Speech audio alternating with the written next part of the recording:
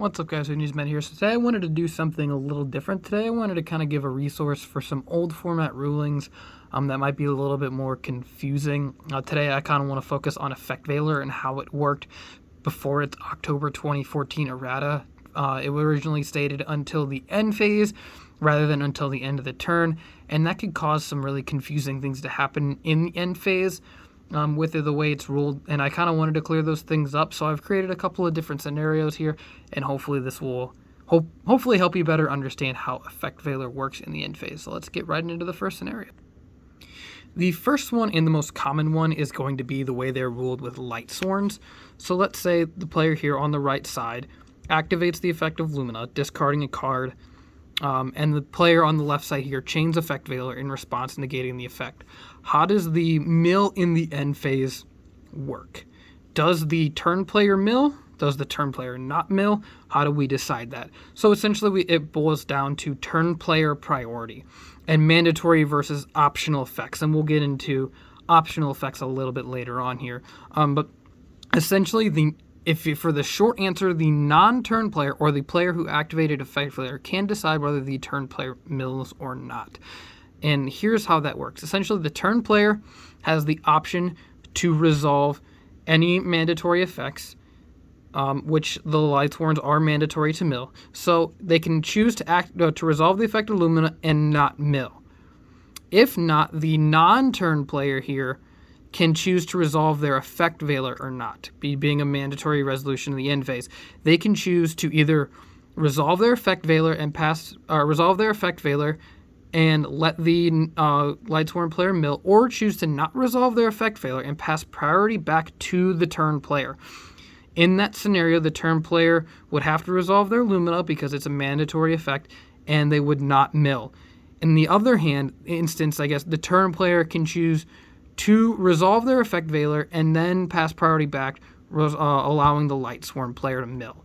So the turn player can say, I don't want to mill, I'm going to resolve my Lumina, or they can pass priority to the non-turn player, the effect veiler user, and that player has the option to determine whether or not the player will mill. Next setup is the optional effect in the end phase that we've talked about and why you cannot effect veiler them. This works for cards as well. The most common one being Bujin Yamato, but I don't have one, so I just have a Gen X Neutron here, which essentially does something in the end phase. It searches. But it optionally searches. So if you summon Gen X Neutron and your opponent activates effect veiler in the end phase, you would say, I am choosing not to resolve my Gen X Neutron. I would like to pass priority to my opponent. They say, okay, I'm not going to resolve my effect veiler. Then the turn player is forced to resolve any mandatory effects.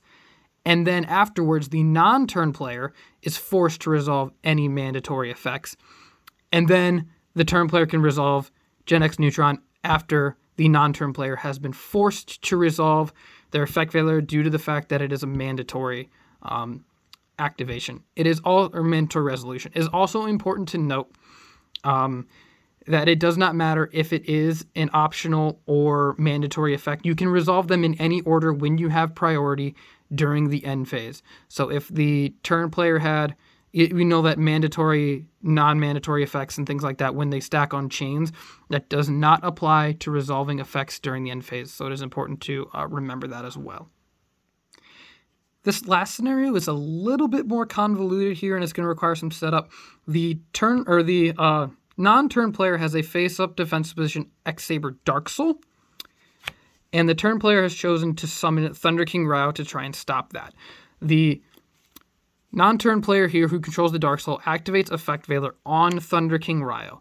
If the turn player controlling the Thunder King chooses to attack the end phase resolution, because this player here can resolve their effects in any order, like we stated, they could choose to resolve their effect veiler or choose to resolve their Dark Soul and then their effect veiler in any order, meaning they can resolve Dark Soul while effect veiler is still applying its effect to allow them to search in a scenario if the turn player chooses to attack with Thunder King. So you can veiler Thunder King to stop it when it comes to end phase activated searches, regardless if they are mandatory or optional, because we can resolve effects in any order we like. These are the 3 scenarios that I've drawn up. If you have any other questions, feel free to ask in the comments and I'll do my best to get to them. But if you'd like to see more root ruling videos, just let me know. Or if you have any ruling questions, I do have some judge friends from back in the day I can always ask. But be sure to leave a like and subscribe, and thanks for watching, guys.